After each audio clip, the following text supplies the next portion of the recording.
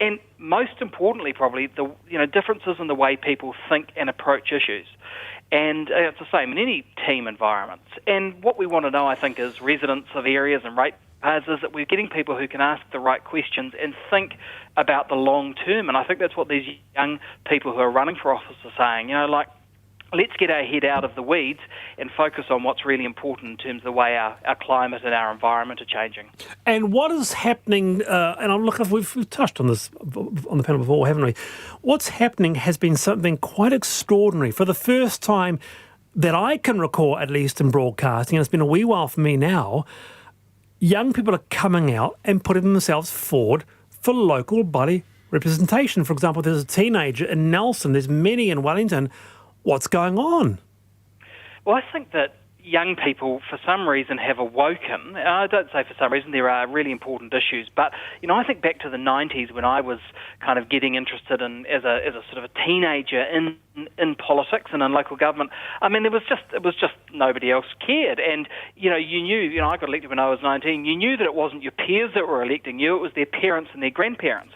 Well, I think now that social media has connected us, if you are a political nerd or you've got a cause that you're really passionate about, you could talk to people across the world who are similar to you and have similar aims and objectives. And that, I think that really gives a burst for organising.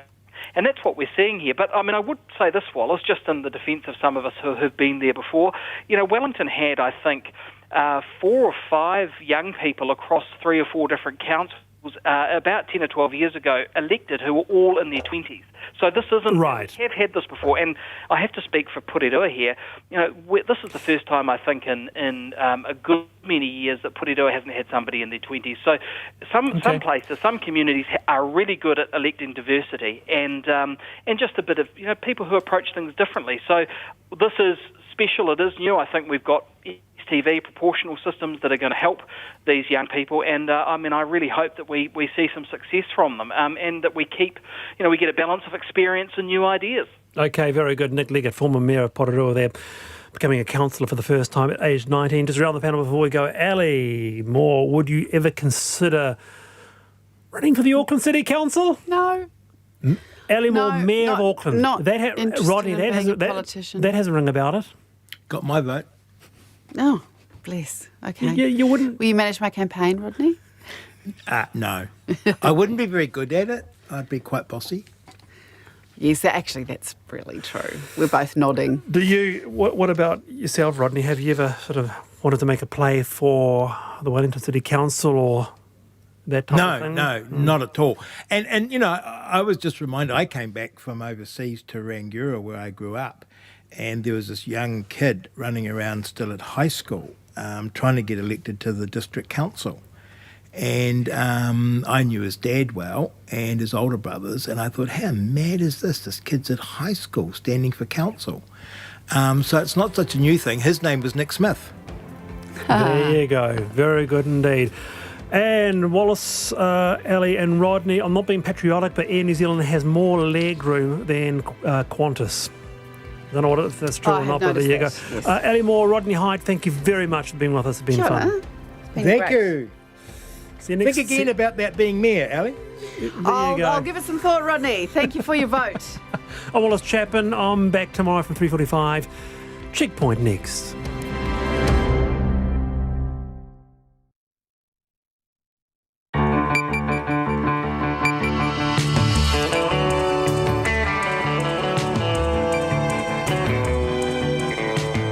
Ki te whakarongo mai koe ki te reo i rangi a Aotearoa. This is Checkpoint on RNZ National. Good evening, I'm Alex Perrottet. On tonight's program, 4 people are dead after a van collided with a logging truck in the Kaingaroa Forest and Bay of Plenty.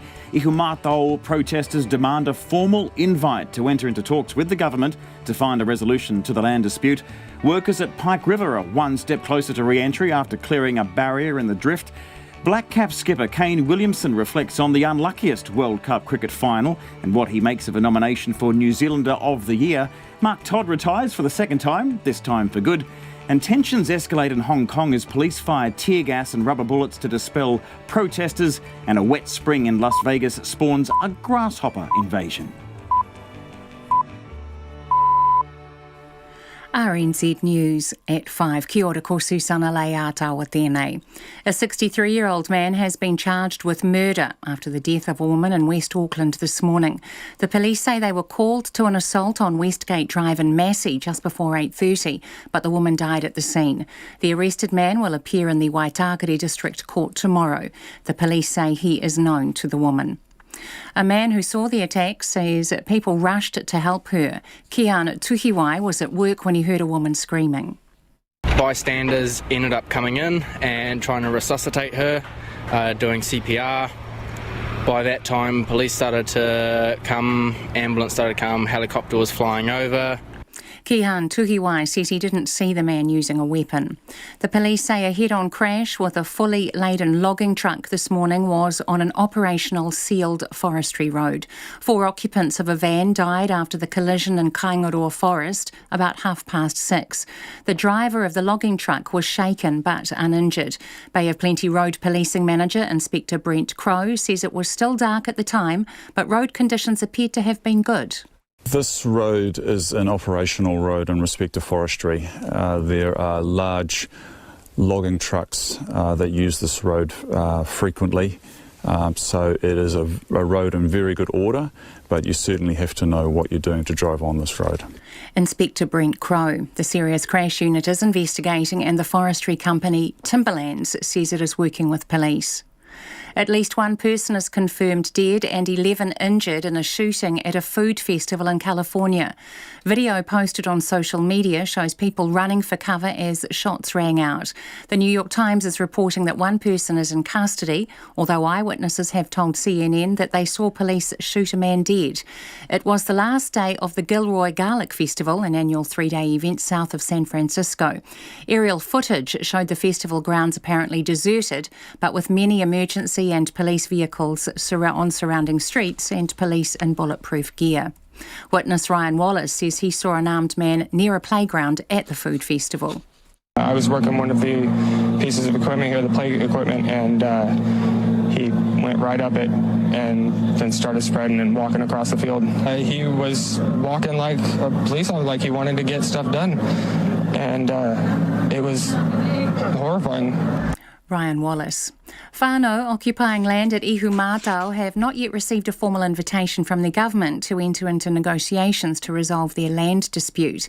It has been a week since protesters trying to stop a new housing development on a 32-hectare land block in South Auckland were served an eviction notice by police. Tia Niwa Hurihanganui reports. The leader of the protest group Soul, Panya Newton, says her whānau are still waiting for details about any further negotiations with the government, mana whenua, and the owner of the land, Fletcher Building.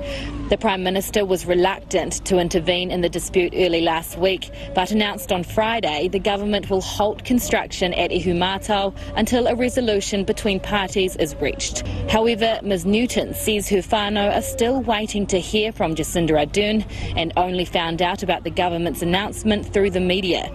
She wants a formal invitation to be at the table and also a letter confirming no building will take place on the land until a resolution is found. Ko te aniwa, Hurihanganui, aho. And police are reducing their presence at Ihumātao after talks with the protest organisers. There have been no arrests on site since Wednesday, and the police say they're pleased with the relaxed atmosphere and peaceful behaviour of those gathered there. The police say the organisers have agreed there will be no attempt to enter the area around the buildings where eviction notices were served last Tuesday. There is no time frame for how long the police will remain at Ihumātao, but they say they are closely monitoring what's happening and will deploy resources as required. The Pike River Recovery Agency is confident they can breach the mine's second barrier, 170 metres into the drift. Last week, the agency began work to dismantle the first barrier at 30 metres into the drift and remove infrastructure designed to remove water from the area. That work is expected to take at least 4 weeks and is being done in preparation for entering the drift proper, beyond the second barrier. The agency's Chief Operating Officer, Dingy Pattinson, says he's confident they will breach the second barrier this year. We had a session last week where we had our experts back in the country, back in Greymouth from England and Australia, and we're just finalising the final details of our ventilation plan, which is the main body of work. I'm picking by the end of September. We won't be in beyond that 170 wall before the end of September. Dingy Pattinson says they are working with WorkSafe to prepare for that date. It's 5:05. The New Zealand cricket coach Gary Stead says he's pleased with the variety of spin options for their Test match series in Sri Lanka. The Black Caps selectors have named 4 spinners: Ajax Patel, Will Somerville, Todd Astle and Mitchell Santner in their squad for the 2-match series. Stead says conditions will play a part in selection. You've got, I guess, 2 left-armers, but are actually quite different in the way that they go about their bowling. Ajaz a bit shorter, the stumps are always in play. Mitch gets a little bit more bounce.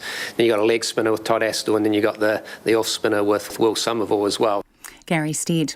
The 22-year-old Colombian Egan Bernal has become the youngest cyclist to win the Tour de France in 110 years. Bernal didn't win a single stage on the entire tour, while France's Julian Alaphilippe, who wore the yellow jersey for 14 days but cracked in the Alps, ended up 5th overall. The BBC's Simon Brotherton has more. Paris was bathed in the golden glow of a beautiful summer's evening sunset as this most engrossing of tours reached a conclusion on the Champs-Élysées. The Australian Caleb Ewan made it a hat-trick of stage wins in this year's race in a chaotic sprint, but the man in yellow was the one most had come to see. Thousands of Colombians lined the famous old avenue to cheer 22-year-old Egan Bernal over the line. The youngest rider in the race and now the 3rd youngest ever to win the Tour de France, but also the first Colombian. Last year's winner, Geraint Thomas, made a valiant defence of his crown and finishes as the runner-up. Simon Brotherton reporting. That's the news. Standing up against cancer. I will not stand by and watch people die when we have the opportunity to do more. Staying firm at Ihumātao. Get work. I'll take my life off for this moment. For my people, we need to be here to show solidarity. And Sir Mark Todd steps down. I'm pretty sad that it's all come to an end, but it also sort of relieved when I've finished in one piece. On the Hoof, morning reports, weekdays from 6, on air, on Facebook and at rnz.co.nz. Then on 9 to noon, surgeons are frustrated a lack of government funding for cochlear implants means deafness for many. And after 10, President of New Zealand Football and the only woman on the FIFA Council, Dr. Johanna Wood, on tackling sexism, diversity and corruption in the beautiful game. Join me, Catherine Ryan, on 9 to noon after Morning Report on RNZ National. Now the short forecast from Met Service to midnight tomorrow. Northland, Auckland, Coromandel Peninsula, showers, possibly thundery in Northland, easing early tomorrow, then clearing in the east.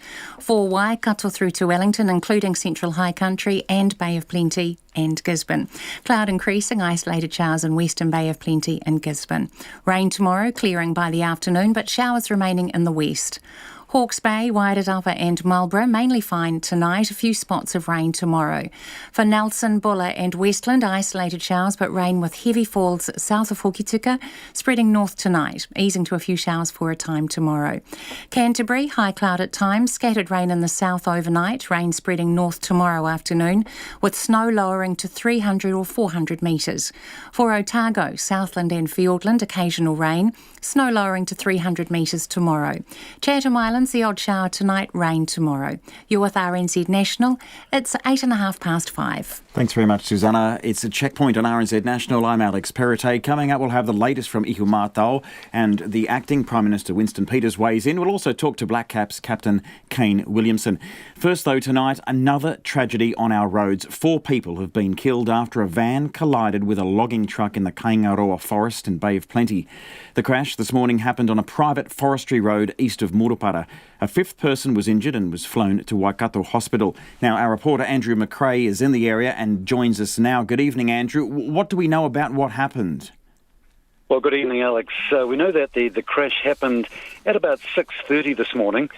Police say it was dark at the time, but the weather conditions for this time of year were okay.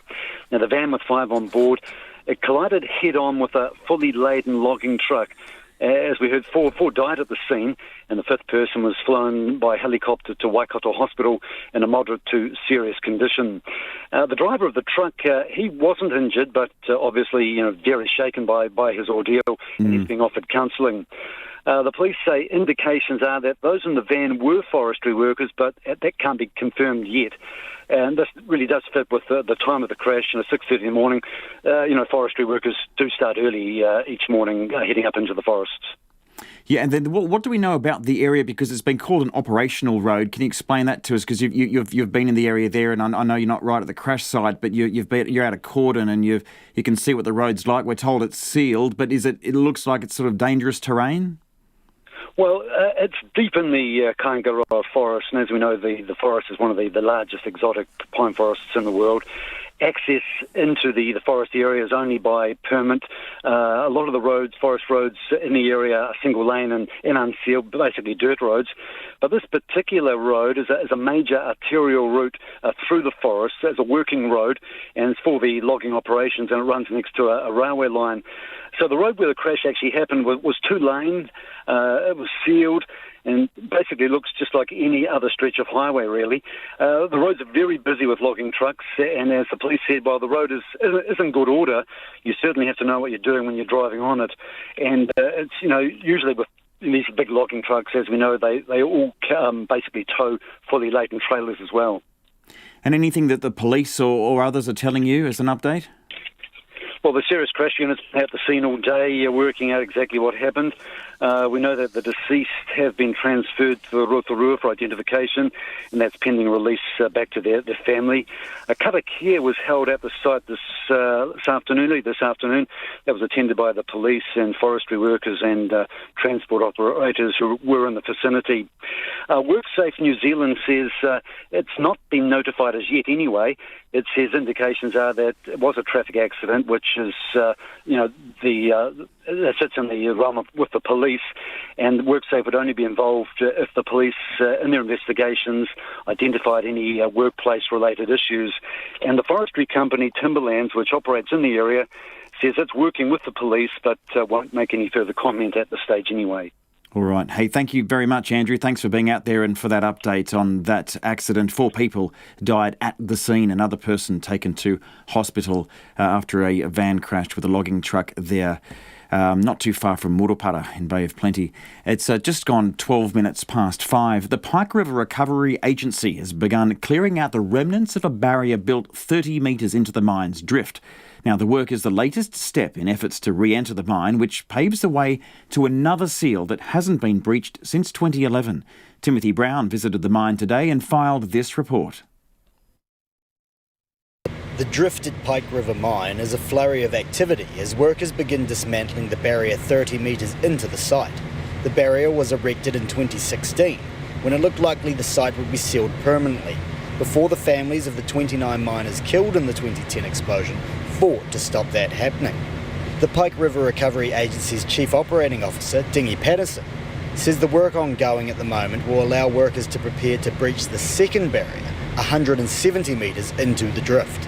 Beyond the 170 is where no one's been since 2011, but where we're currently working now, between the 30 and the 170, no one's been there since Solar Energy sealed it in 2016. So for us it's a milestone to actually get rid of that 30 metre wall, get our machinery and that in beyond that point, and so we can do some of the jobs between the 2 walls. Dingy Patterson says there's a lot of work to do before the second can be breached, however. The infrastructure which has prevented water from building up in the drift needs to be removed, and today workers took out massive concrete panels that form part of the wall at the 30 metre barrier. Mr Patterson says the whole job is expected to take at least 4 weeks. It's just slow work, and it's work you have to take your time doing because you're in a confined space, you've got machinery, you've got people working around, so you can't rush it. You just got to take your time doing it. He says it'll be worth it when workers can breach the second barrier, and he's confident they can reach it. I haven't seen anything to date that would be a showstopper. We've still got a lot of planning and a lot of things to do yet before we breach that, but there's nothing there that concerns me that we can't get through.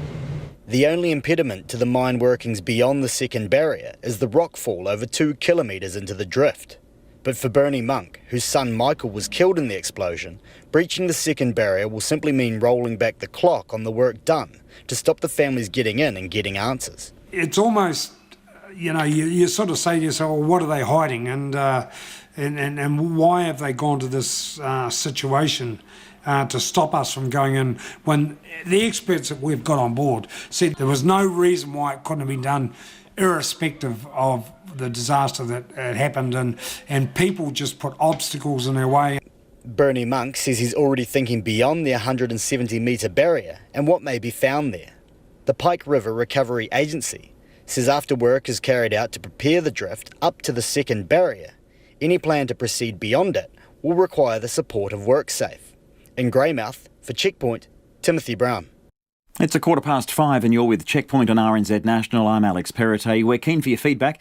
You can get in touch on the text 2101 is the number. You can tweet us at Checkpoint RNZ or email checkpoint@rnz.co.nz. Now, whānau occupying land at Ihumātao have not yet received a formal invite to enter into talks with the government to find a resolution to the land dispute. It's been nearly a week since protesters or protectors defending the 32-hectare land block in South Auckland from a new housing development were served an eviction notice by police. But those on the front line say they're still waiting for the government to engage with them to find a solution. Te Aniwa Huri-Hanganui reports. The number of protesters at Ihumātao shrank to about 1,000 today after a busy weekend. Nearly 100 tents remain on the main paddock at Oruarangi Road, some left empty for new people expected to come onto the site. The government has now opened the door to find a resolution to the dispute by stopping all construction on the site until an agreement can be reached between mana whenua and the owner of the land, Fletcher Building. But the leader of protest group Soul, Panya Newton, says she's still waiting for a formal invitation. We are asking the government to give us written confirmation that they are willing to sit at the table in good faith and that police enforcement officers and Fletcher contractors and their equipment leave the whenua so we can re-enter the land and exercise our kaitiakitanga and guardianship. Whānau member Haki Wilson says at the very least the Prime Minister should visit his people on the whenua. This is an invitation to the Prime Minister to come to the land, to experience what we are experiencing, to talk to her people and to come and enjoy the sacred place of ours. Jacinda Ardern is currently visiting Tokolou and won't be back in the country until later this week. MP for Tāmaki Makaurau, Penny Henare, says he is disappointed that Soul are waiting for a formal invitation and says the door is open to them. And he says they did not demand written confirmation on Saturday. I'm rather disappointed that having been there on Saturday, that's not what they requested from myself and Minister Jackson, and now to come out and declare it in open media without even communicating with us, I think is a bit disingenuous. But with the government now willing to find a solution to the week-long standoff at Ihumātao, those continuing to occupy the land are hopeful their ancestral land will be saved. We just want the whenua left for us and our children.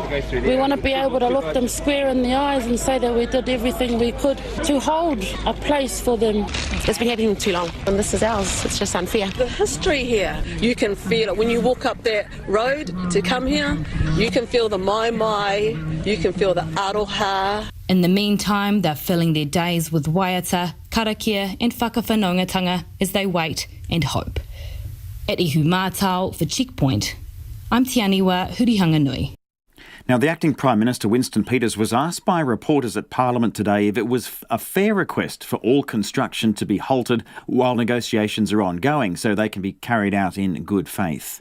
Well, it's their request, but over the weekend you would have seen the Honourable Pene Henare very, very adroitly and wisely set out the parameters of the government's engagement, of the history in part of this area.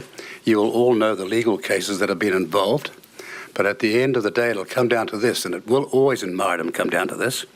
Who's been keeping that land warm over the centuries, all the way to 2019? That in the end will be what guides the system in this country, and indeed Maori understanding, and tikanga as well, not just a view of a whole lot of outsiders. Now, Winston Peters says it's bad faith for the protesters to ask for a written letter where the Prime Minister is concerned. It's 19.5 minutes past 5. Well, who won The Men's Cricket World Cup. There's still quite a few different opinions on that, I think you'll find.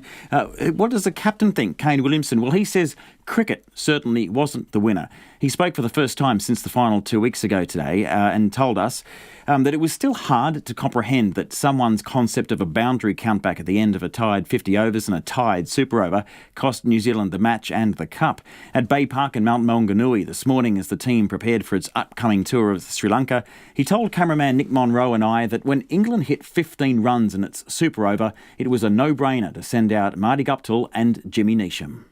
I suppose with England batting first, we didn't have to name our batters before. Obviously, we knew what we were having to chase, and then with 15 on the board, we needed a few out of the park, and those two are obviously more than capable of that, and they showed that as well. But that was sort of the thought process, but it was all quite new because the idea of a tie and then the idea of a super over, which I think most people on the park hadn't really considered as an option at any stage in one-day cricket, but then to get your head around that and then make a few decisions around that was all quite new. But I guess at the same time, everybody's sort of in the heat of the battle and they're all fairly focused. So, those were the decisions that we went with. And then how did you feel when it all finished? Because, I mean, you keep your calm so well. The picture on you in the semi-final when you beat India, there was no jubilation. You were just sort of walking back to the team, a lot of calm. Is it a different story inside your head? Like I say, it's a little bit different perhaps from being outside the entertainment and watching and living every ball. You're sort of being involved with it. You're trying to stay engaged with the tasks that you need to try and achieve at the time. And obviously afterwards, it was a bit of a weird feeling because I don't think anybody could quite make sense of what had just happened on both sides and probably everybody at the ground and everybody watching it as well. So, but from our perspective, we talk so much about trying to put out performances that we're proud of and playing the cricket that we want to play. And sometimes there are things out of your control that can have an impact on what you do. But, we can still sort of be proud that we did put out that sort of performance. And there were some things that perhaps unfolded that timing wise and all these sorts of things that we couldn't quite have a bearing on. But I guess if we're having that mindset in other games that we play, I know the World Cup final, there's a few other bits and pieces around it, and we need to still commit to that mindset in those moments as well. Now, a country felt robbed, right? I mean, it was just, you didn't lose. You got the same runs. When they come to sort of reviewing these rules around super overs, what should they be looking at? I mean, you got more wickets than England. Yeah, it's a difficult one because essentially it's someone's idea that's decided the final rather than perhaps cricket itself. And, I sort of feel for our guys, but I feel for their guys as well. And probably all supporters all around where no one's quite sure in terms of dwelling in the pride of what happened, whether you're on the right side of the result or reflecting on the other side of the result. So it's an interesting one, but both sides, all players involved have played so much cricket throughout their career, whether it's sort of age group coming into representative, then international, and then here you are on the biggest stage where they've all won and lost a number of games. For them to be involved in a game where it's been decided with something that's so foreign is new to everybody.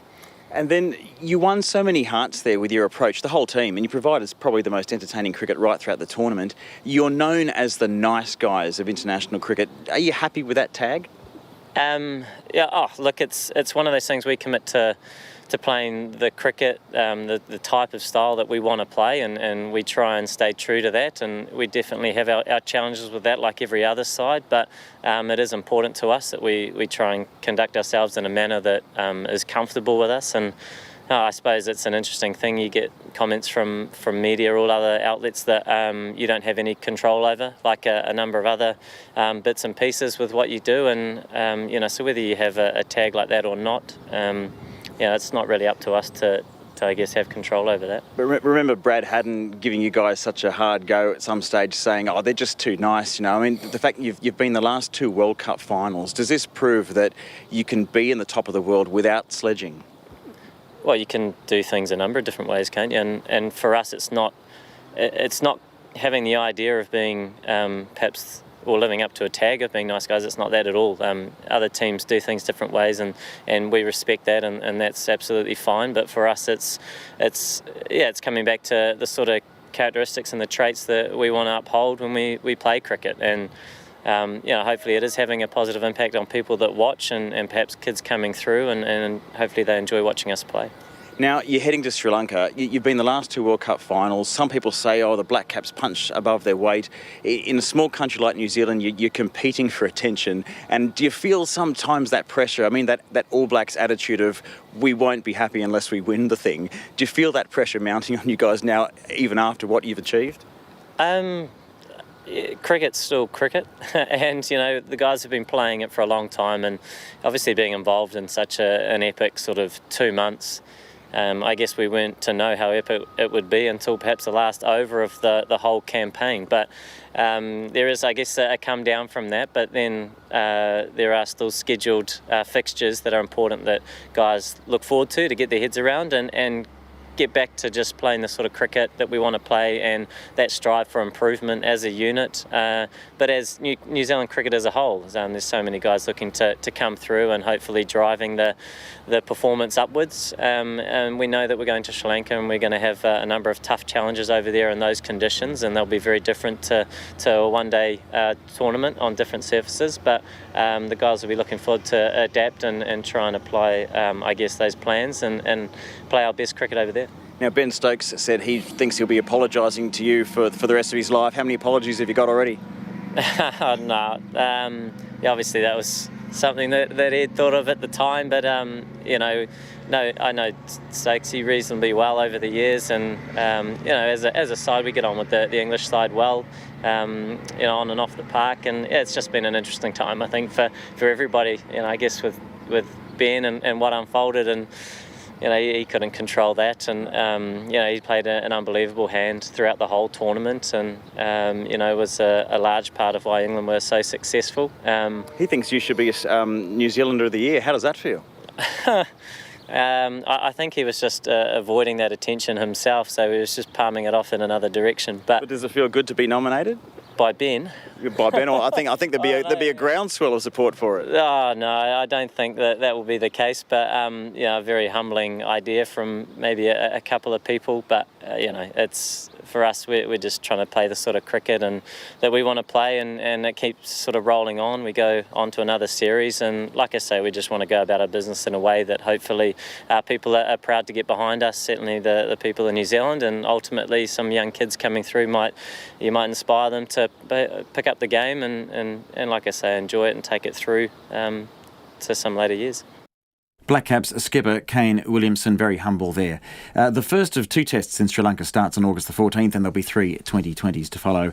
And it's, coming up to 28 minutes past 5. The acting Prime Minister has issued a scathing assessment of National's record on cancer care following the opposition's policy announcement at the weekend. National has announced if it gets elected, it would establish a National Cancer Agency and create a dedicated fund for treatment, $50 million a year. Speaking to reporters at Parliament, Mr Peters questioned how far the money would actually go. You got Herceptin, which National brought in, as you will know, before the 2008 election. You've got melanoma, that's skin cancer drugs. Just those two cost $50 million a year. There goes the National Party's promise at the weekend. And then you've got all the infrastructure and a whole lot of other things that go with it, oncologists, nurses and physician people nationwide for fair treatment, regardless of geographic spread. No consideration of that whatsoever. Winston Peters pulled no punches about National's record. And can I just remind you, when we talked about having a cancer agency in July 2017, this is what Mr. Stephen Joyce said. It's a waste of money to spend $10 million on an agency. I don't know where he got that figure from. He said a new agency wouldn't solve anything. And then Mr. English said, it's marketing, it's just another bureaucracy. Didn't stop there, of course. Mr. Coleman said in 2017 that it wasn't the government's job to choose which medicines we get. And then July 8, 2015, you recall, Mr. Coleman said at that time, being the Minister of Health, presumably in consultation with his colleagues, at that time he said the agency was no longer needed. So if you think that their statements on the weekend have any integrity, you go right ahead.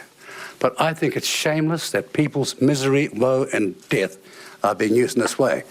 That's the acting Prime Minister, Winston Peters. National has defended its record, saying it boosted funding during its 9 years in power, and says after talking a big game in opposition, Labor has failed to act to improve cancer care. Mr Peters says an announcement on the government's cancer plan is imminent, but would not confirm if that would include a new national agency. Now, Pharmac has got in touch with us. It says it funded 4 new cancer medicines last year, with 16 new medicines funded over the previous 6 years. In a statement, its Director of Operations, Lisa Williams, says the amount of money Pharmac spends on cancer medicines has been increasing every year and is now $220 million gross. And she says it's important to remember that cancer medicines are just one of the tools for treatment. The majority of cancers are controlled using surgery and radiotherapy.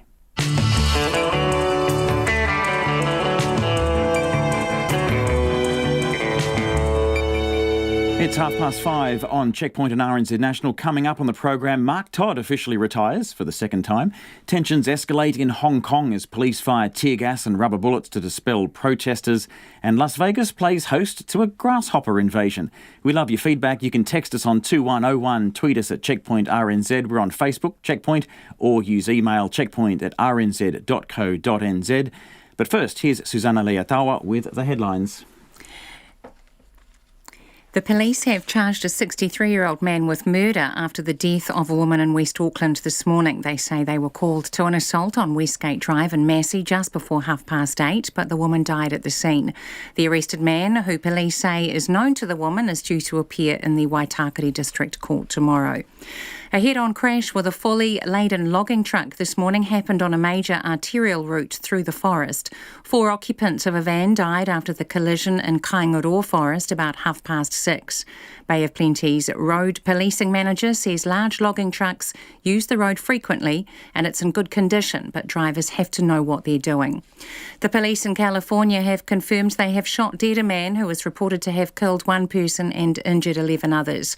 Video posted on social media shows people running for cover as shots rang out at a food festival in California. It was the last day of the popular 3-day Gilroy Garlic Festival south of San Francisco.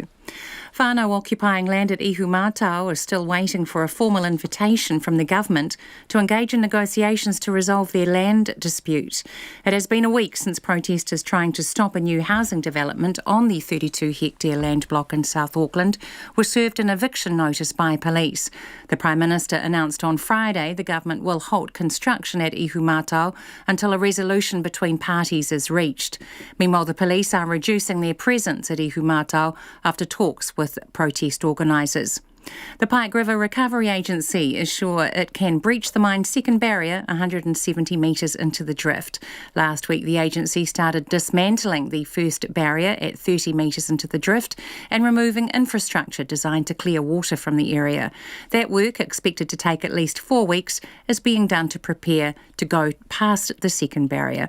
Those are our latest news headlines on RNZ National. Our next news and weather update is at 6. Thanks very much, Susanna. We'll see you then. And Madison Reedy is here for business. How are you? I'm good, Alex. How are you? Yeah, very well. The Mainzeal judgment, we've had an update on that just today, right? We have today. So the former Prime Minister, Dame Jenny Shipley, who, as we know, was a director of Mainzeal Construction, she's lost her first sort of appeal on costs. So her and the other Mainzeal directors, being Clive Tilby and Peter Gom, they were obviously found liable for Mainzeal's collapse and for breaching their duties as directors by the High Court in Auckland back in February this year. Now, because of that, the court ordered them to pay damages of $6 million each within the total $36 million that the director, Richard Yam, was also found liable for. Now, the original judgment from the High Court by Justice Francis Cook back then, it sort of left the door open for both sides to request alterations to the costs that he ordered. So obviously both sides, the plaintiffs and the defendants, took that opportunity as well one would expect. The liquidators, who were the plaintiffs who brought this case, they, as one would have guessed, wanted the costs to be larger. They wanted more. They were disappointed that the judge didn't add interest to the costs that he awarded, and they wanted that because creditors have been waiting since 2013 to see any money from Mainzeal's collapse. So they wanted that included. It wasn't. And off the back of that, the directors, being Dame Jenny Shipley and co, they obviously wanted to pay less. They said that the costs were exaggerated by the High Court in their judgment, and that it didn't take into account the money that liquidators would recover from selling assets that Mainzeal still own within the liquidation process, as typically happens. So Justice Cook held a hearing for this in May, and his decision on that was released earlier today. Now, he did say, interestingly, that both sides raised some pretty legitimate points, and he admits that from reading their points that he did make some errors, but despite that, he declined both their appeals and alterations to costs and stuck with his initial ruling. Now, the reason he did that, he says, is because the two requests pretty much cancel each other out. The increase that the liquidators wanted was pretty much the same size as the reduction that the defendants wanted. So he says that if he made both adjustments, the total costs that he would have awarded, that $36 million, would have been the same, so he didn't bother. We should note, though, that this is not the big appeal of the Mainzeal case. Right. Dame Jenny Shipley and co.'s appeal of the entire High Court ruling is still yet to be heard in the Court of Appeal. A date for that's yet to be set. And remember, the liquidators have filed a cross appeal there to double the size of the costs that they've been awarded to pay. Right, certainly not the end of the road on that. No, certainly not. More to come. Right. Our meat exports are booming. Why is that? That's because of trade deals, mostly. So the Meat Industry Association came out today and they said that exports of sheep, beef and other meat products grew 8% in the year to June. It was worth $8.8 billion. Who would have thought? The value of them, of our meat exports, is also up pretty substantially too. So we're not just sending more overseas. The world is paying a bit more for our meat, which is nice. Beef had a 13% increase in value. That was the biggest increase there. Lamb and mutton, sheep meat products had a 6% increase. And China is our biggest market for most of our primary products, as we know. And they've actually overtaken the United States as our biggest importer of our beef products. This on the back of the swine flu epidemic, or is there more? No, it's actually not. These figures came out would have been adjusted prior to that taking effect, but more recent figures that are kind of on a monthly basis, we have seen a bit of a toll being taken there. But this has actually been of benefit to Japan. So Japan is actually catching up as one of our big meat importers, and that's because of this CPTPP trade deal. The mouthful of that one is a long official term. I'm sure you can Google it if you care. And exports. Comprehensive is a word in there, I think. Yeah, I can read it out if you like. Comprehensive and progressive agreements for the Trans-Pacific Partnership. And our meat exports to Japan have grown 29% in the period. Wow, very good. How are the markets looking today, Nate? The NZX Top 50 Index rose 0.4% to start the week. That's a rise of 44 points to close at 10,851 points. The New Zealand dollar, that's buying at 66.3 US cents, just under 96 to the Aussie, and 53.6 British pence. Wonderful. Thanks very much. Madison Reedy there with the latest in the business world. It's, 23 minutes to 6. At least one person is dead and 11 more are in hospital. This is following a mass shooting at a garlic food festival in the small town of Gilroy, south of San Francisco. Local media report police have a suspect in custody, although he's yet to be identified or charged. Jack Van Breen was on stage at the festival with his band Tidman when the gunman opened fire on the crowd from just a few metres away. He was, I believe, a white male, 30, 40 years old. I'm not real good at that. He was wearing a green top of some type. He had a gray handkerchief around, a kerchief around his throat and a ball cap of some type. I heard what sounded like a rifle shot to me, and I turned and saw him, and he was getting ready to shoot some more into a large group of people, and I turned to my bandmates in Tin Man and said, "Time to go." We cleared the stage with the sound crew and got below the stage where we'd at least be not visible. He seemed to be angry, but again, he was quite, 20, 30 feet from me. And so I didn't get a good close. And once I saw that he was shooting multiple rounds, I didn't want to stick around and, talk to him. It's just, oh my God, this is actually real. This is not watching somebody else on the news.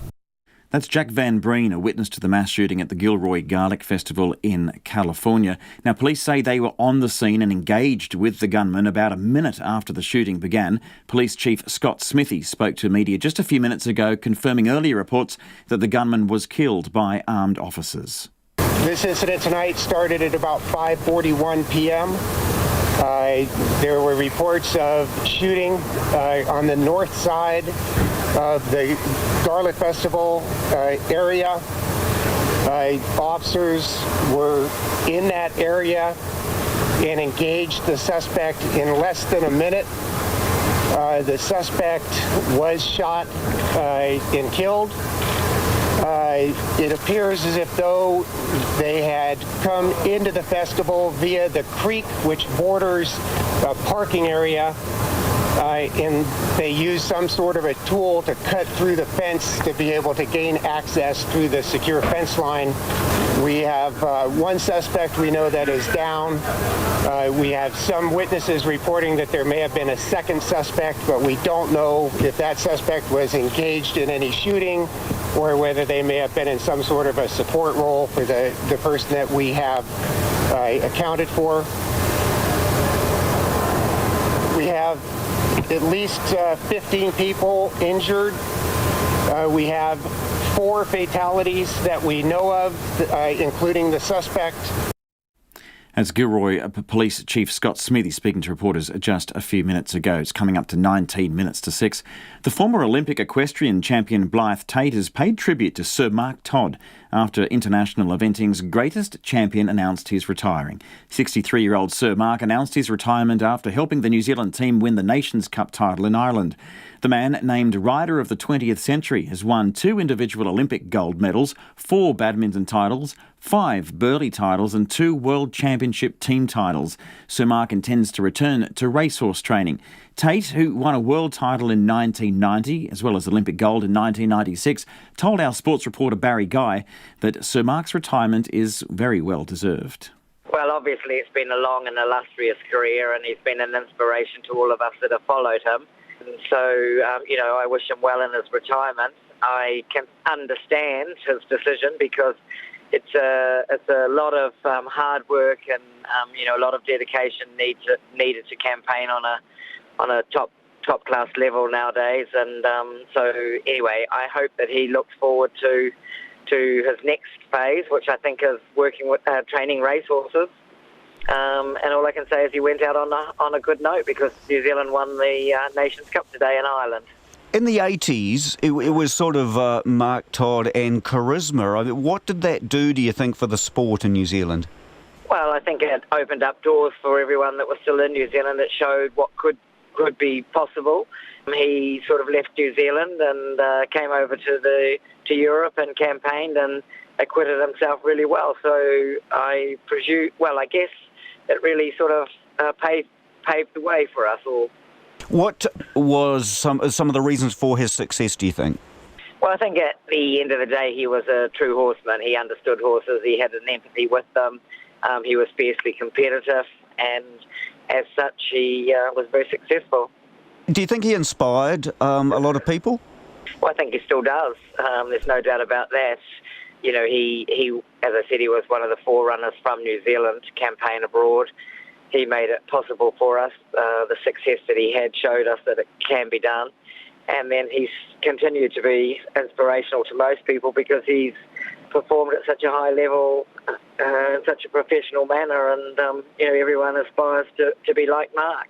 Did he in particular have any impression on your career in some way? Well, he's always been a very good friend of mine, and I've looked at him for advice and support wherever needed. But competing alongside of him was great because I often asked him for his thoughts on what I was doing, and I guess he sort of had an impact and was a big help to me. Blythe Tate speaking to Barry Guy about the retirement of equestrian great Sir Mark Todd. It's coming up to 16 minutes to 6. Residents living in a Christchurch social housing complex say black mould and freezing conditions are harming their physical and mental health, and they've had enough. Those living at Burwood's Concord Place, which is owned by Christchurch City Council, say they desperately need insulation in their homes. The council says the design of the homes means it's just not possible to insulate them, but the residents say that's unacceptable and they want immediate action to bring them up to a livable standard. Alicia Foon has been at Concord Place and filed this report. It's not social housing, it's social slumlording, because a private person wouldn't get away with it. Frank Pisonia lives at Concord Place in Burwood, Christchurch, a 52-unit social housing complex owned by the council and managed by the Automotive Community Housing Trust. He's lived here for 11 years and says his cold and mouldy home is slowly killing him. Cold enough to freeze your watsits off? That ain't no joke. Water runs down the walls.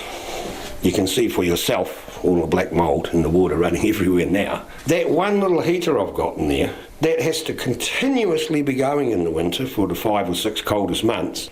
And I've shown you my power bill. $250, $280 a month for the 5 coldest months.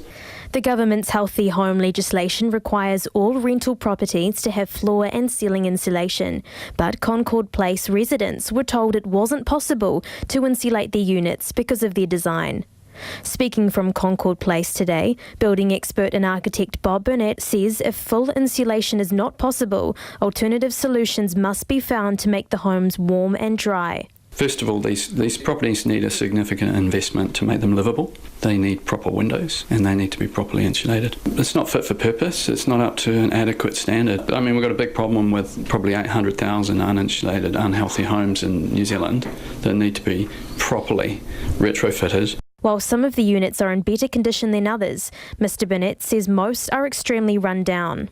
It's just a really sad state of affairs and I feel for you. You shouldn't have to put up with it. The condition of this place that you've just come out of, right, my place, that's how it was when I moved in. Another Concord Place resident, Jean Easton, says her unit is cold, but she was given some tips by the council to help keep warm. I was given some bubble wrap to put on the windows, but I never got around to doing that. Who gave you the bubble wrap? The council. Bob Burnett says that type of advice is a poor attempt at dealing with a major health issue. I don't think you'll find any building professional on the planet who will suggest that bubble wrap is a appropriate renovation of a building. He says many New Zealanders suffer from winter-related illnesses as a result of poor housing, with some proving fatal. Frank Pisonia says enough is enough. How many people have to die? How many people have to go to the nut bin? How many people have to go financially, have trouble? It's a wham, wham, wham, and there's no win-win until somebody actually does something. In a statement, Christchurch City Council says while the design of some of the units at Concord Place means it's not possible to install insulation, they are compliant with current rental legislation. The council is currently investigating other ways to improve warmth of the homes. Ko Alicia Foon tēnei. It's 13 minutes to 6. I'm Alex Perrottet. You're with Checkpoint on RNZ National. There's been a bit of feedback coming in. This is on the topic of cancer treatment funding. Of course, National announced a new policy at the weekend at their national conference in Christchurch. They said they'd pour $200 million into Pharmac. It boils down to $50 million a year.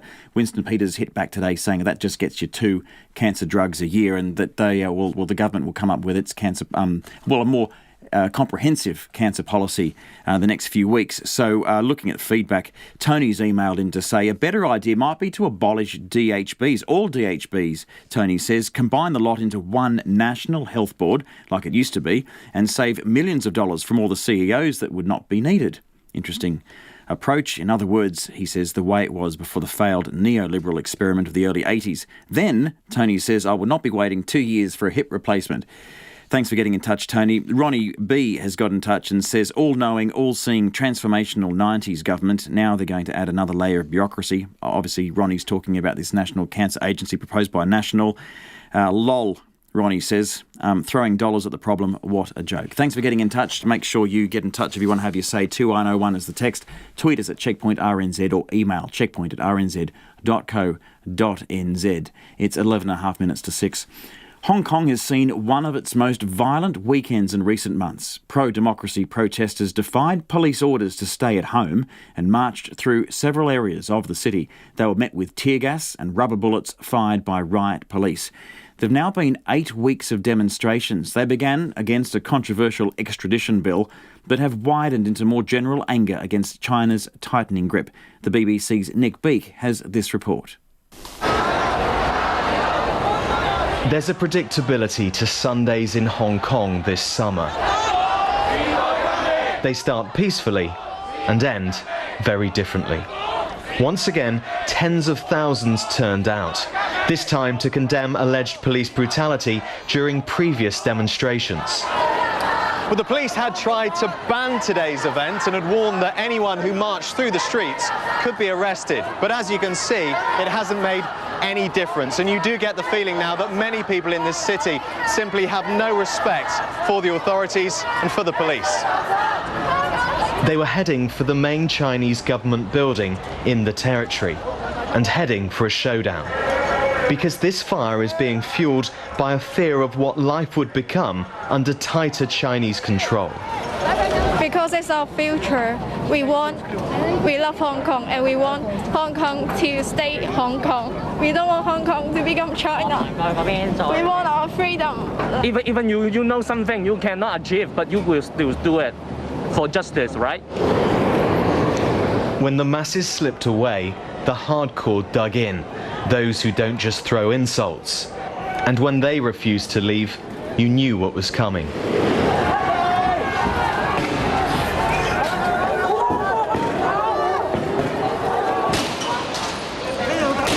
Police and protesters now in a fight for the future of the place they both call home.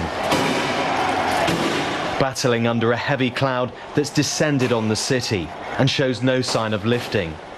As for tonight, the police had seen enough.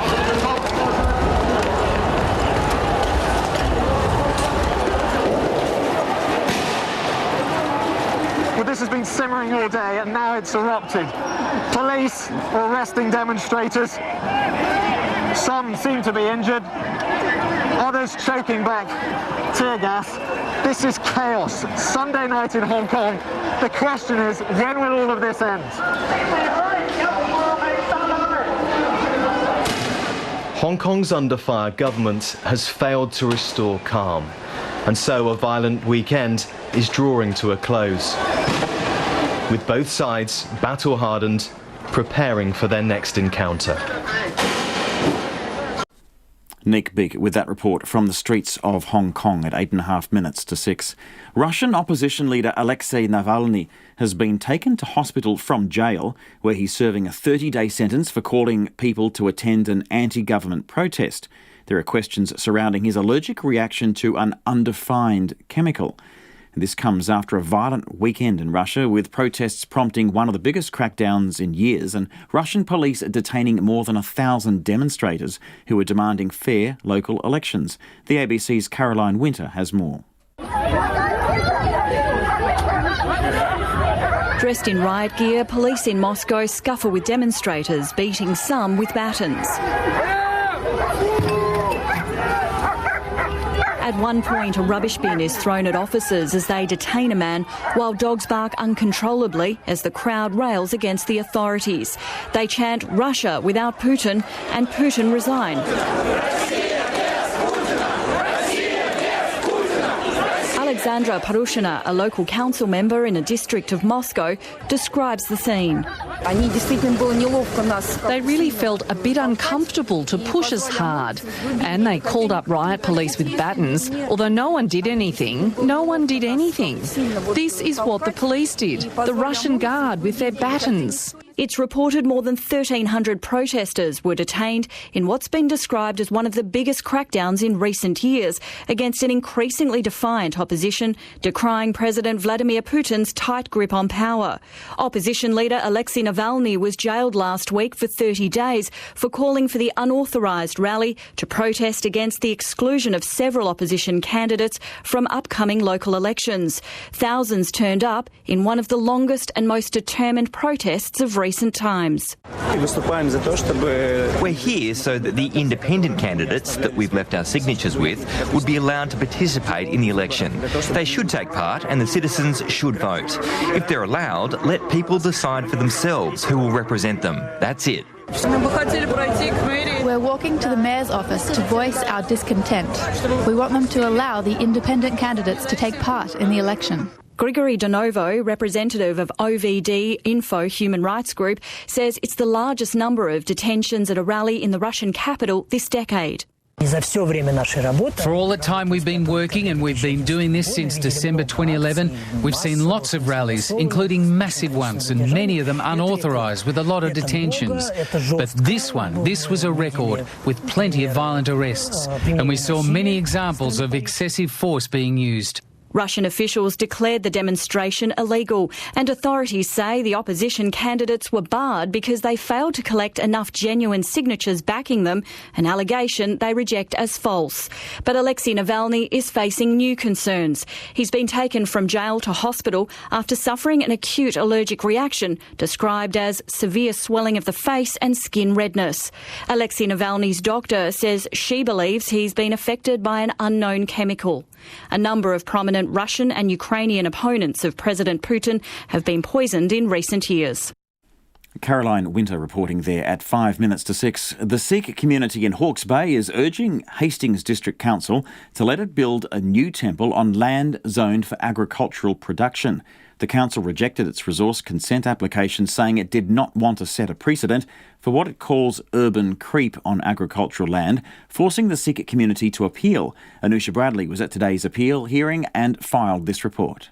It was standing room only as members of the local Sikh community and from further afield packed out the Hastings Council chambers. With more than 1,500 Sikhs now living in the Bay, Jagawan Singh from the Gurdwara Sahib, the Sikh temple in Hastings, says their Sunday prayer sessions are also often a squish. And there's no place for the kids and ladies we can sit. We had to go twice for feed, men's, ladies can't sit together because no space.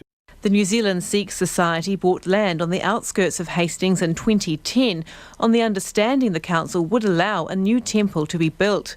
It's planning a $4 million, 1,000 square metre building that would be open for prayer 24/7 and cater for up to 700 guests at special events such as weddings.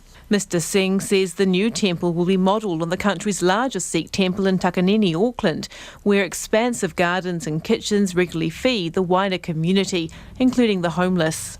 Anybody can come in and everybody welcome to the place, worship, free food, feast together. We can do gardening, we can do veggies like Takanini Gurdwara Sahib have same sort of project. We have same thing in mind. But a district plan change, zoning the site as Plains production land, has put paid to their plans, with a resource consent application denied in January this year.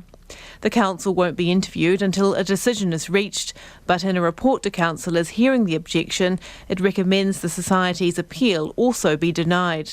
It leapfrogs the strongly defined urban limit and buffer, representing urban creep onto highly versatile Class 1 soils. Granting this application would also likely undermine public confidence in and adversely affect the integrity of the district plan and create an adverse precedent. The case is being watched closely by horticulturists and developers alike who are worried about the growing tensions between urban and rural boundaries.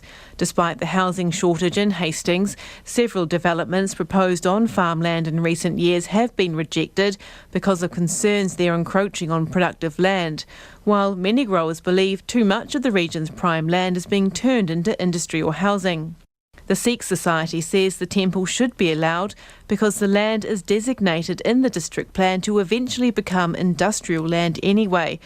The National MP Kanwaljit Singh Bakshi, who flew from Auckland to show his support, says the council should make an exception.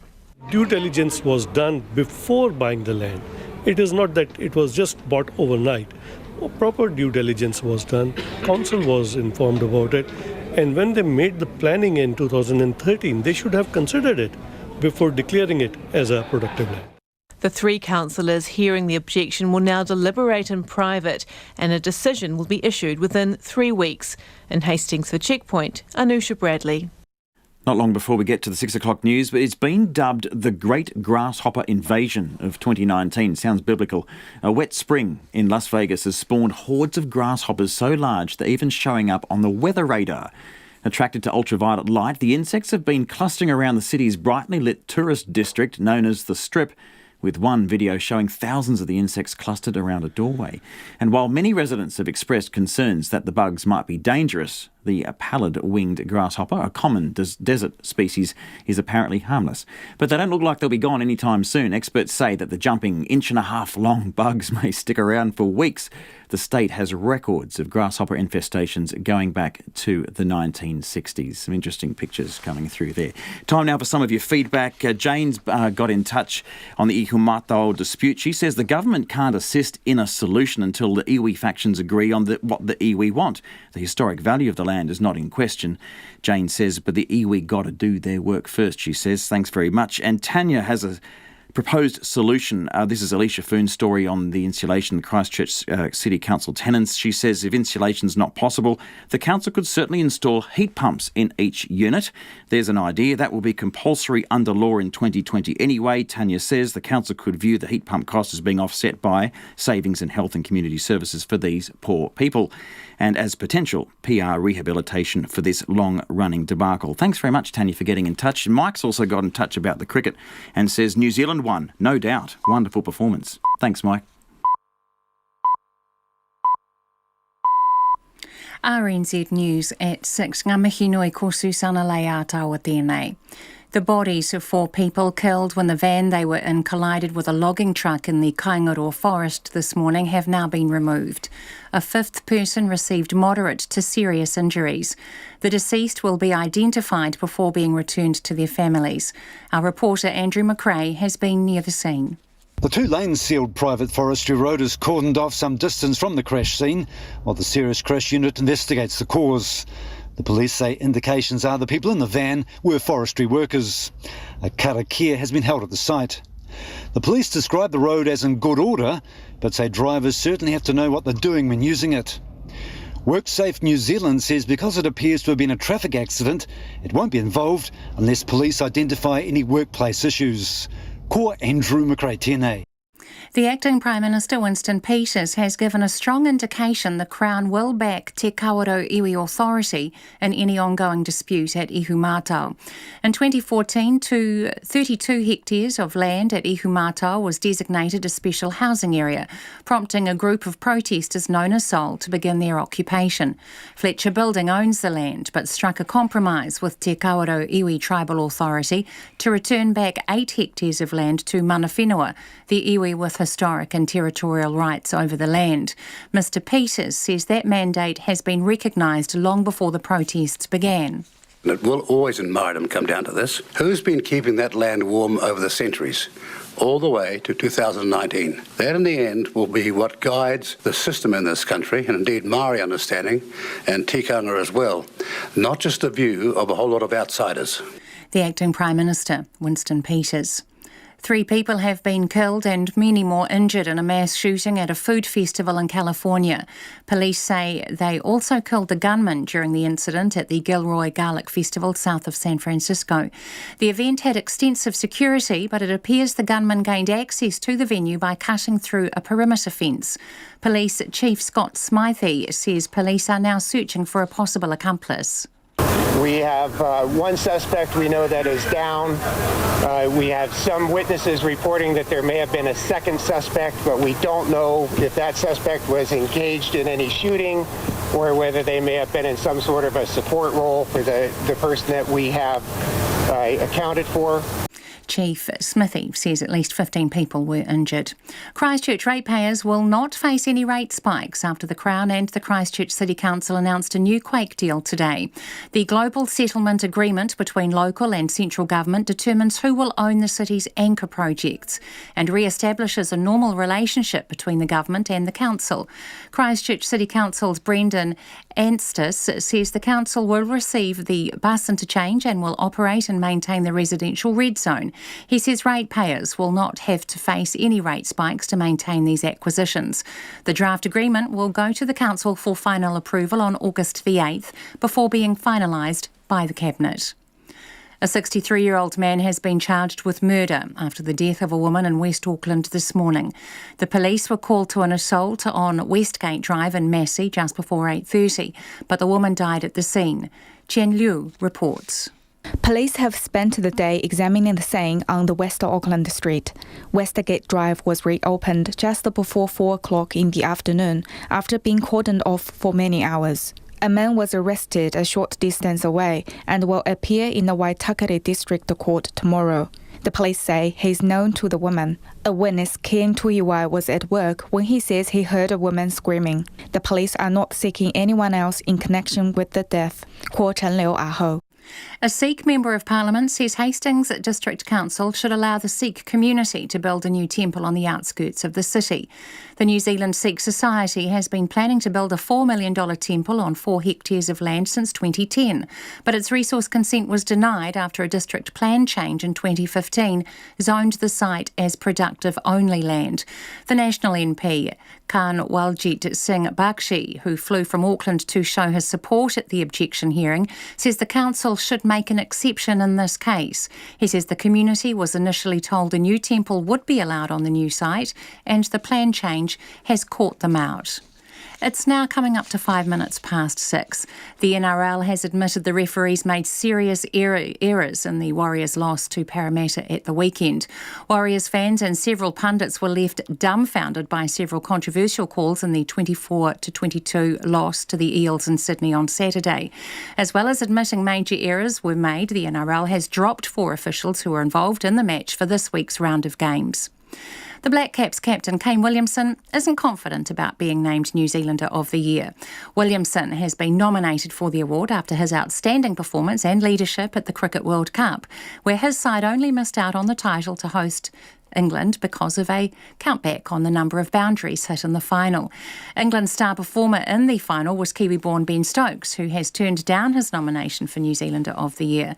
The all-rounder is instead urging the country to get behind Williamson for the award, but the Black Caps captain says he isn't reading too much into Stokes' support or the nomination. I think he was just avoiding that attention himself, so he was just palming it off in another direction. But, a very humbling idea from maybe a couple of people, but for us, we're just trying to play the sort of cricket that we want to play, and it keeps sort of rolling on. Kane Williamson, the Black Caps test squad for their upcoming 2-match series in Sri Lanka, was named today, with 4 spinners included. And after winning football's Champions League in May, English club Liverpool will begin the new Premier League season with 4 pre-season losses following a 3-0 loss to Napoli. That's the news. Tonight on Nights, Dana Johansson looks back on the weekend's sport. Possibly not as exciting as the previous weekend. James Nakise is chewing the fried chicken fat with Susie Wiles, a.k.a. Nano Girl. And there's a sofa session with boogie woogie pianist Jam Preston.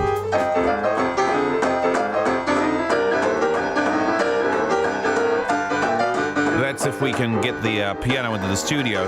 On Nights with me, Brian Crump, after the news at 7 on RNZ National. Now the short forecast from Met Service to midnight tomorrow. Northland, Auckland and Coromandel Peninsula showers, possible thunderstorms in Northland, showers easing early tomorrow and clearing in the east later in the day.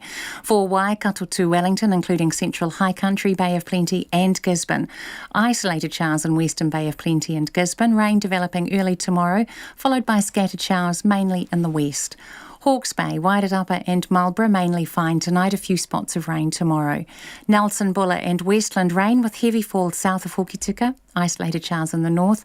Rain spreading north tonight, followed by a few showers. Rain returns later tomorrow. For Canterbury, cloudy period, scattered rain in the south, rain becoming persistent and spreading north tomorrow evening with snow lowering to 400 metres. For Otago, Southland and Fiordland, occasional rain, then showers from tomorrow evening and snow lowering to 300 metres. Chatham Islands mainly fine tonight, rain briefly heavy tomorrow. You're with RNZ National. It's coming up to 8 minutes past 6. Thanks very much, Susanna. Checkpoint with Alex Perrottet here for the next half an hour. 4 people are dead after a head-on crash between a van and a fully laden logging truck in Bay of Plenty this morning. The police's serious crash unit is investigating, and the forestry company Timberlands says it's working with police. Bay of Plenty Road Policing Manager Inspector Brent Crow told reporters it was still dark at the time of the crash, but road conditions appear to have been good. So what's happened due to a tragic set of circumstances this morning is the death of 4 people just a little bit down the road here in Kaingaroa Forest, east of Mirupara. At about 6:30 this morning, a van containing 5 occupants has crashed head-on into a fully laden logging truck. 4 of those occupants in the van have unfortunately died at the scene, with the 5th being flown out to a local hospital for medical treatment for moderate to serious injuries. The driver of the logging truck is uninjured, but as you can understand is very shaken. The serious crash unit is on site at the moment, and I expect them to be here for the majority of the day, trying to piece together what has happened. Obviously a priority for police is to get the deceased released back to their family and loved ones as soon as possible. You require a permit to come through here, however it is quite a thoroughfare used by a lot of members of the public, so that's a bit contentious. So at the time of the crash, it was reasonably dark, sunrise hadn't occurred, and the roading conditions from what we saw appeared to be good, appeared to be no issue with those. That's Inspector Brent Crow. He says the road is an operational one, frequently used by logging trucks and motorists, and they need to know what they're doing when they're driving on it. It's coming up to 10 minutes past 6. The final deal has been negotiated between the Crown and Christchurch City Council over the city's rebuild. The Global Settlement Agreement outlines the long-term ownership of anchor projects, and it re-establishes a normal relationship between the government and the council. Council executives have been involved in ongoing negotiations with the Crown officials over the past 6 months to determine who will take responsibility for what.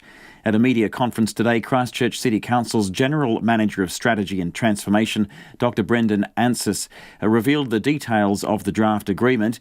Now, chief among them was that the Crown would be handing over the bus interchange, the metro bus facility and the residential red zone to the council to operate and to maintain. And Dr Ansis says the new agreement would be well received by ratepayers. Good news is it doesn't impact ratepayers with any additional burden, so that's positive for the ratepayers of Christchurch. Like I started off saying, it actually provides certainty on who is responsible for many assets, so people probably don't know that Otakaro via the Crown turn the lights on in the bus exchange every morning, and that probably doesn't make sense to people that the government would be doing that. It's a civic asset and it makes better sense, and it's a responsibility of council, so it provides certainty on many of those things. In conjunction with $300 million, it increases momentum, and thirdly it normalises the relationship. So we're the second city in New Zealand, we believe it's time for a normal relationship with the government. That doesn't mean that the government's getting out of town, far from it. All government agencies are represented in Christchurch and will continue to do so, and it's up to the council and the Crown to now start figuring out what a normal relationship is some 8-9 years on from the earthquakes. Dr Anstis said the government would retain ownership of the $475 million Christchurch Convention Centre, which is due to be completed next year. He said the council would be paying close attention to the convention centre when it opened to see whether it would deliver the economic benefits its advocates had promised. In the council's mind, ownership of the convention centre wasn't the fundamental issue at heart. The fundamental issue was, will a convention centre provide for the city, and it continues to do so regardless of ownership structures. We've maintained that we'll continue to talk with the Crown on possible ownership arrangements, but at the present juncture the Crown will continue to own Te Pai. The agreement will now go out for public consultation before the council meets to approve the draft on August the 8th. We're approaching 13 minutes past 6. A man has been found guilty for his involvement in a violent dairy attack in Auckland. Geeta Patel and her son Siddhartha were stabbed in Greylands Highlight Dairy in June last year. Natama Kainua stood trial in the High Court at Auckland this month, accused of being a lookout while a teenager went into the dairy with a knife. Our court reporter Annika Smith filed this story. Siddhartha Patel was minding his family business, Highlight Dairy, in Grey Lynn on the 19th of June last year. Just after 7 p.m, a 16-year-old who can't be named entered the store. Justice Galt said he waited until the dairy was clear of customers before moving behind the counter to stab Mr Patel. His mother, Mrs. Patel, was in her kitchen out the back of the store. She saw the man close to her son behind the counter and came running. Mrs. Patel was also stabbed. Ngā Tama Kai Inawa was charged as a party to the attempted robbery. The prosecution said while he never held the knife, he aided and abetted the teenager who was before the youth court to carry out the attack. The 28-year-old Otahuhu man pleaded not guilty to charges of aggravated wounding and assault with intent to rob. He gave evidence in his own defence at trial, saying the attack caught him by total surprise. But he was ultimately convicted by Justice Galt, who reserved his decision at the end of the judge-alone trial earlier this month. He delivered his result in the High Court this morning. I return the following verdicts. On the charge of assault with intent to rob, Mr. Kaienawa is found guilty. On the charge of aggravated wounding, Mr. Kaienawa is found guilty. RNZ visited Highlight Dairy after the verdicts were delivered. Dairy owner Navin Patel didn't want to speak on tape, but said he was pleased with the verdicts. Now a year on from the attack, he said his family was doing okay and had received good support from the surrounding business community. Crime Prevention Group President Sunny Kaushal says the result is a small win, but dairy owners need more support. It's a good outcome to some extent, but, think about the victim that has gone through that kind of trauma, the destruction. Is there any help or any assistance that government has given to the victim? No, not much. We're looking only one side of the coin, but the other side of the coin is more painful. This morning, the court heard this will be Kai Inawa's third strike, meaning the judge has to impose the maximum penalty of 14 years imprisonment without parole, unless it would be manifestly unjust. He will be sentenced on the 11th of October. I tāmaki makoto, ko Annika Smith, tēnei. It's 6:15. You're with Checkpoint on RNZ National. The United States military is considering a major military investment in the Australian city of Darwin. A draft Defence Department document shows it's looking to spend $300 million on a naval installation. Few other details have been made available, but if it goes ahead, it's likely to raise tensions with China. Here's the ABC's Andrew Green. Over the weekend, exercise Talisman Sabre came to an end at a closing ceremony in Brisbane. This year's joint military training with the United States coincided with news the number of Marines deployed to Northern Australia has now reached 2,500. Just before this month's War Games got underway, AM revealed secret planning had also begun for a new port facility outside Darwin, which could eventually help accommodate the large American contingent. Although the US Army's visiting Major General Ron Clark had not been keen to discuss the idea. I'm not at liberty to answer that question at this time. Senior government officials insist the commercial proposal for the Glide Point area, 40 kilometres from Darwin, is still being examined. But the Defence Department maintains it has no plans for the development of a new naval facility in the Northern Territory. It's an idea that also caught the Northern Territory's Chief Minister, Michael Gunner, by surprise last month. There's no plans for Glide Point that have been forecast by anyone. The proposed spending is contained in the US Senate's annual defence legislation tabled in June. No other details of the project are provided, and Australia's Defence Department is saying little. It is still progressing through the US Congress and must be reconciled with the House version before it is finalised. It is not yet approved. We expect the US Department of Defence will provide details of the funding in accordance with its processes and timelines following consideration and approval within the United States government. In 2015, Washington expressed disappointment that Chinese company Landbridge was awarded a 99-year lease of Darwin's existing port. But government sources concede Beijing is also likely to be angered by any new maritime facility which could be used by American personnel. The US Embassy in Canberra has not responded to requests for comment. And that was Andrew Green in Canberra at 6:18. The acting Prime Minister, Winston Peters, says National's cancer plan would only pay for 2 extra drugs and the party's exploiting the misery of patients. National unveiled its cancer plan at its conference in Christchurch yesterday, announcing it would establish a national cancer agency and fund $50 million a year for ring-fenced cancer drugs. The announcement comes shortly before the government is set to reveal details of its cancer plan, with Labor having also promised to establish a national agency while they were in opposition. Now, Winston Peters today hit out at what he thinks is National's party record on cancer while in government. July 8, 2015, recall, Mr Coleman said at that time, being the Minister of Health, presumably in consultation with his colleagues, at that time he said the agency was no longer needed. So if you think that their statements on the weekend have any integrity, you go right ahead. But I think it's shameless that people's misery, woe and death are being used in this way. And we'll make an announcement within a matter of weeks to show that we regard this matter deadly seriously. And there's clear indication that the National Party decided that they were going to gazump it with some guesswork over the weekend. They made an announcement, and with the greatest respect, do any of you know what it means? How many people? Where? When? What drugs? Not a word of detail whatsoever. We've been working on this for a long, long time, and we're still going to work on it. And so in that context, of course, we support the idea of a serious refocus with respect to cancer.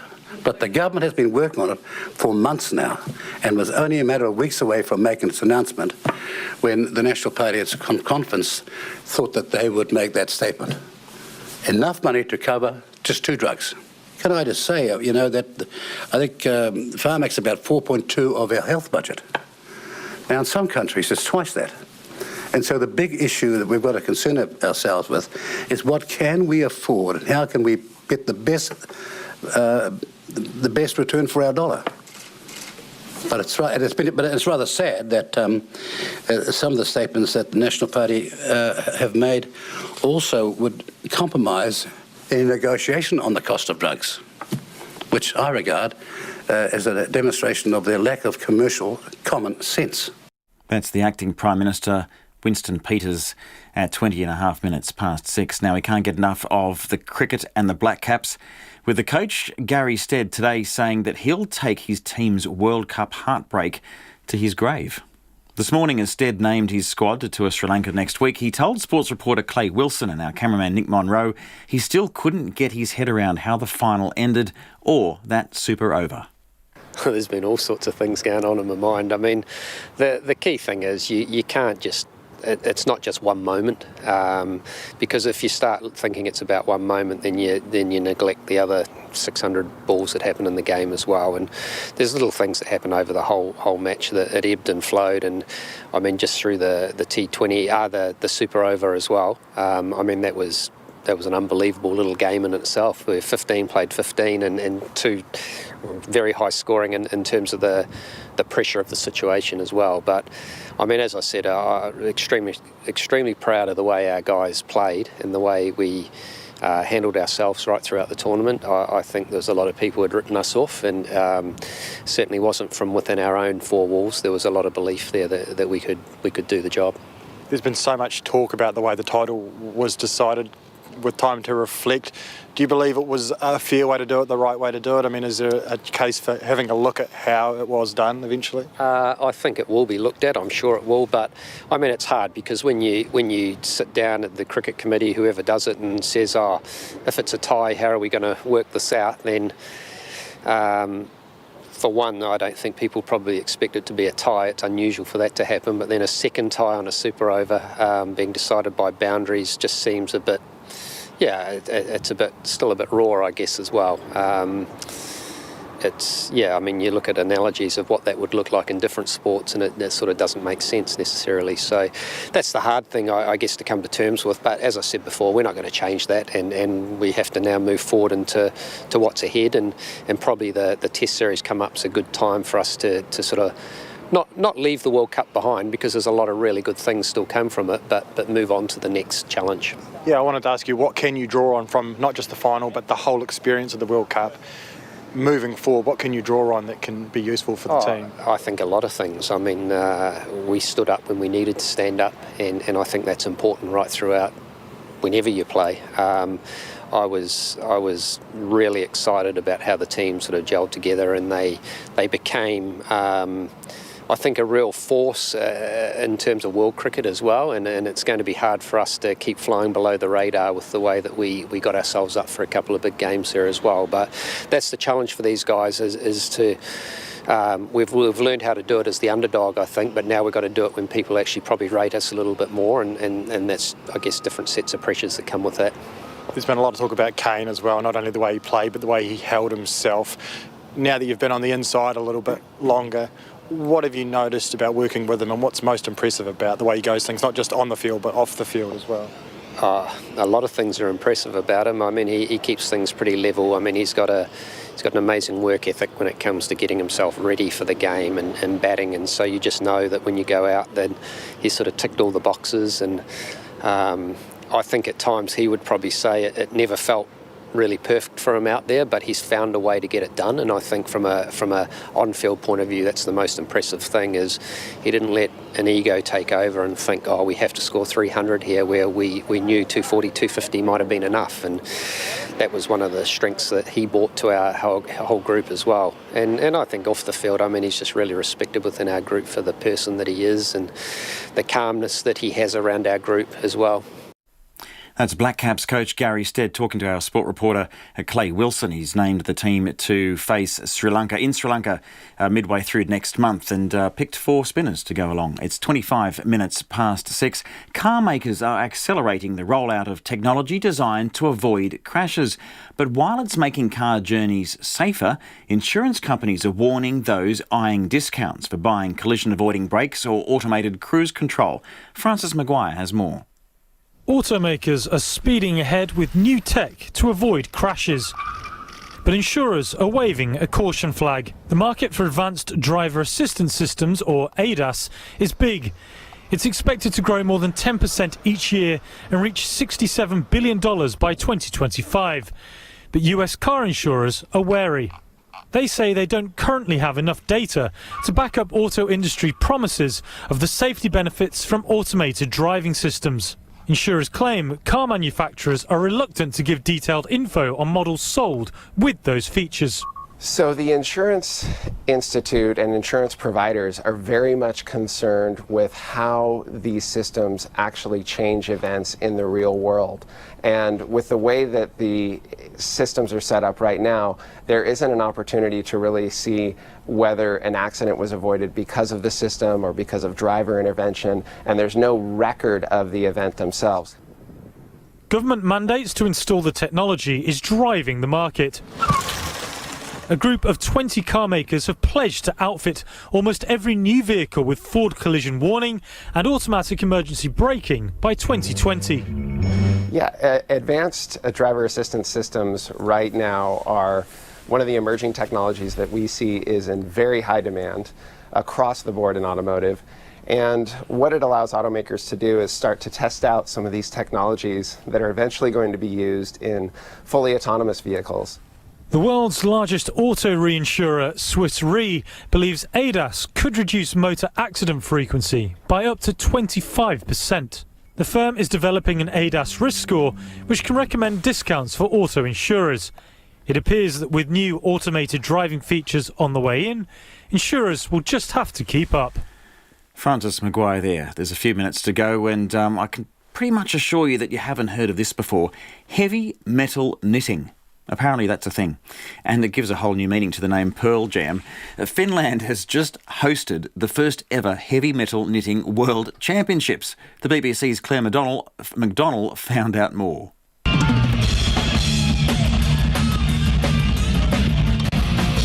Heavy metal knitting. Any idea? Well, it's a team event. The knitter or knitters knit on stage in front of and in time with a heavy metal band. Not convinced? Well, let's hear from a woman who is. My name is Nathalie Cortada, and I was the first ever person in the world to be on stage knitting to heavy metal. Heavy metal knitting is basically what it says on the tin, a mixture of heavy metal and knitting. Someone had the brilliant idea to combine the both and create this first heavy metal knitting world championship. And that championship has just taken place in the town of Joensuu in Finland, with 12 finalists from Denmark, Finland, Japan, Latvia, Russia, Sweden, the US and the UK.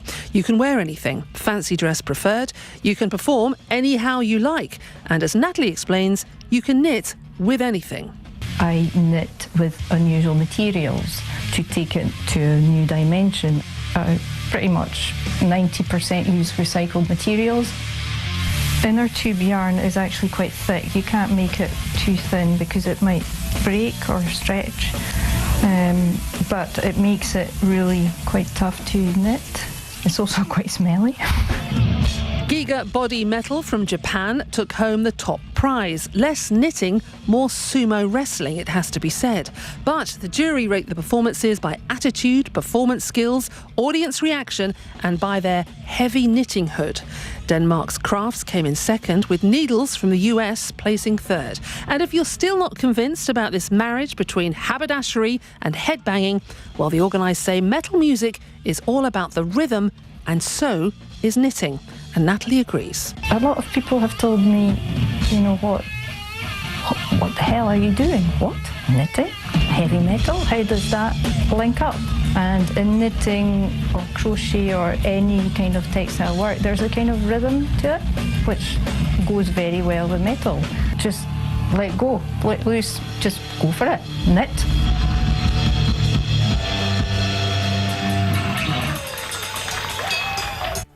Claire McDonald with that report on, yes, the first ever heavy metal knitting world championship. That's all for Checkpoint tonight. We'll catch you tomorrow. RNZ News headlines at 6:30. The bodies of 4 people killed when the van they were in collided with a logging truck in the Kaingaroa forest this morning have now been removed. The Acting Prime Minister, Winston Peters, has given a strong indication the Crown will back Te Kawerau iwi Authority in any ongoing dispute at Ihumātao. 4 people are dead and many more injured in a mass shooting at a food festival in California. And State Highway 6 has been cleared after a fatal crash on the Ho Bridge north of Hokitika this morning. Those are the latest news headlines. Our next news and weather will be at 7 o'clock. Take the pulse of the day's news every weeknight at 10. We've been waiting for them to heal the heartache for what the whānau have had to endure for many, many generations. Lately with me, Karen Hayes, your late-night eye on the latest headlines and the people who are making them. Oh, well, I just carry on believing what I believe, and I don't think they have a right to stop me